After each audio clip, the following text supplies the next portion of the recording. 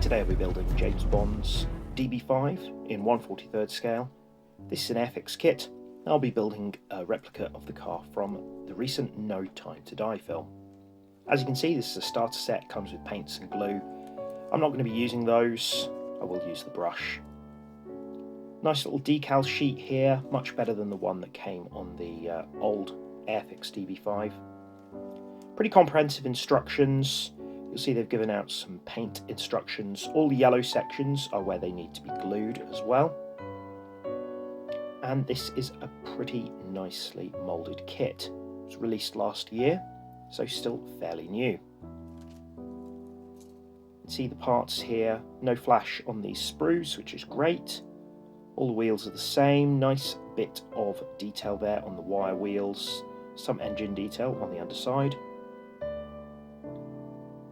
And also a good amount of interior detail. Only right-hand drive, but that's good because Bond's was right-hand drive as well.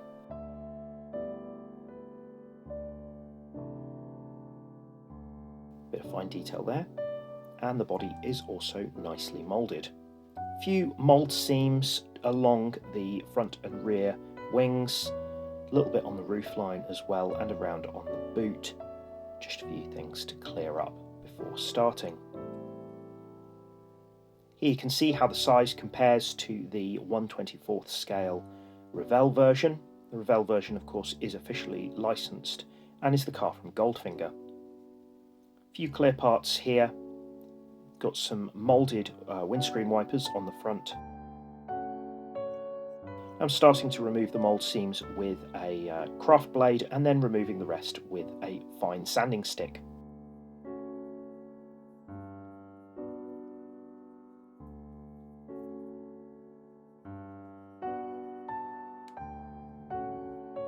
Around the boot, I'm also deepening those panel lines after sanding. I'm using for reference this real DB5, which is the British Motor Museum, and here is the car from No Time to Die.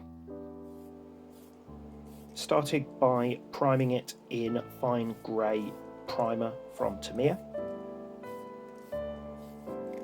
and then I'm giving it some coats of aluminium paint from Tamiya as well.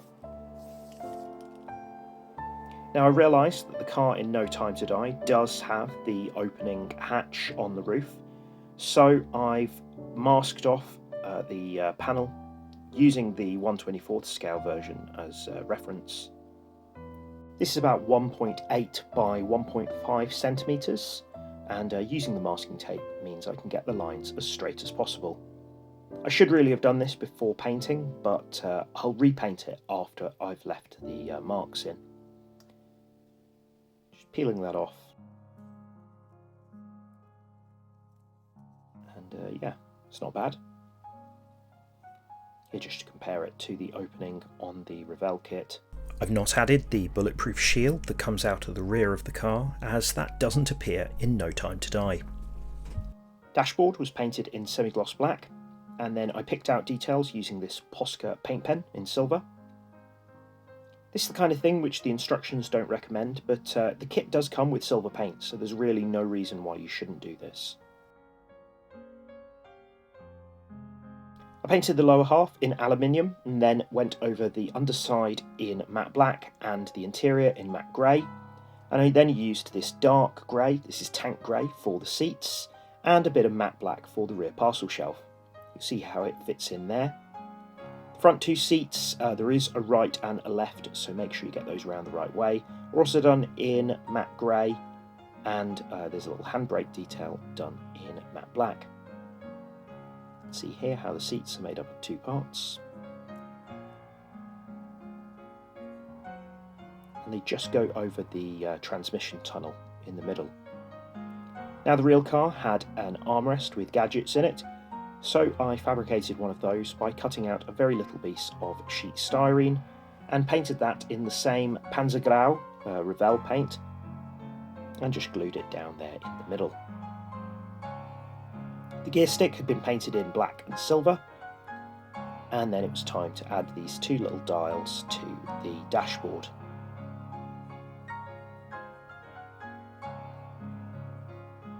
Pretty happy with that. Steering wheel was painted in chrome, and then I used some wood brown on the outside from Revell.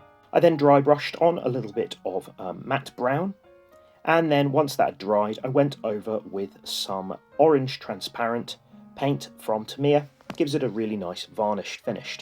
The centre was done in matte black, and then I cut out a small little blue circular sticker and added it to the middle, just like the real car. There we have it, dash is completed. There's a little pinhole for that to go in, and also I've added a little bit of poly cement underneath. Door cards are mainly in black, with the rear section in the same colour as the seats. A little bit of silver detailing on there, also done with the Posca paint pen. Make sure these are stuck in really tightly.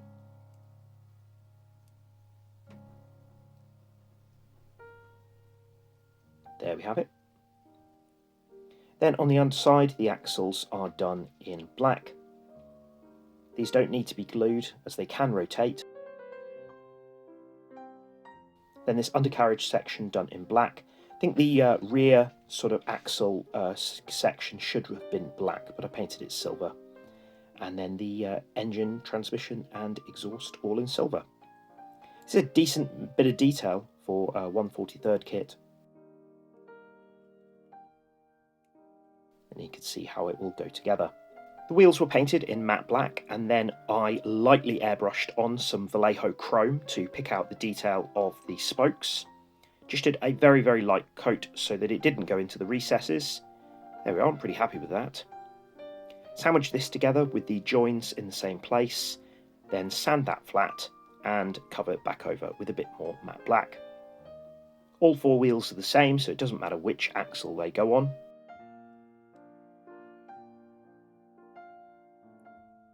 Then got Aston Martin badges for the front and the back. They're slightly smaller than the raised detail on the body, but I found they went on. And you've got some little decals which go on the front sides, like so.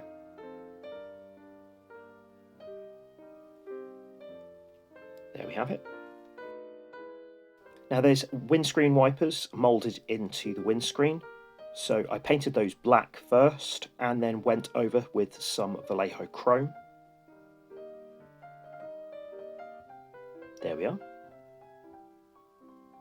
And you can see how the tail lights should look here. Obviously the car was already painted in gloss silver, or aluminium I should say, so I went over with some transparent orange for the top ones, transparent red for the middle ones, and left the others in the bare silver. Now on the rear bumper, which had also been painted in Vallejo chrome, there should be these small circular reflectors on the outer sections. And here's the radiator grille, also done in Vallejo chrome. This is quite nicely moulded, but to give it a bit of shading and definition, I added in some Tamiya black panel line accent, just to make it look like it was a real radiator. Just give that a little clean up afterwards. There we are. Now here's the number plates that come with the kit, but I printed off some replacement ones. These are the accurate number plates for the car used in the film. These are transparent, so they show through the silver, which is good, so the writing will look like it's silver as well. Here it is on the front bumper.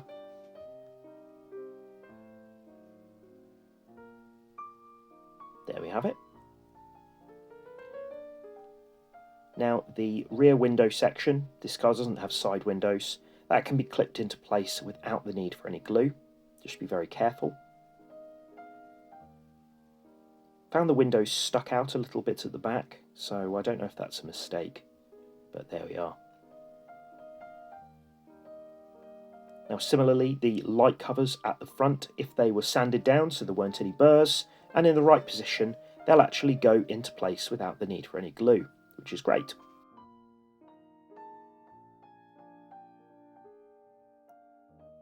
There we have it. Now I'm using just a little bit of PVA to fix the front windscreen in.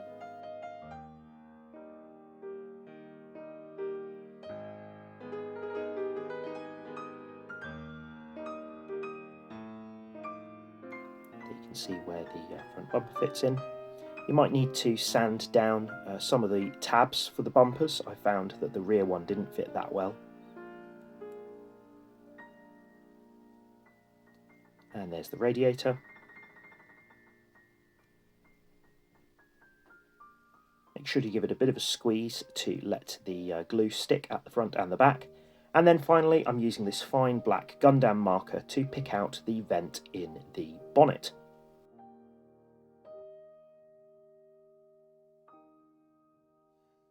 And there we are, it's finished. I think this has turned out pretty nicely. No wing mirrors on this kit. I suppose you could make some. I think the colour is pretty good for James Bond's car. Let me know what you think. Make sure you've subscribed and stay tuned to the channel for part 2 of this build, as it's going to be modified. Thanks a lot for watching. Let me know what you think down below, and I'll see you soon.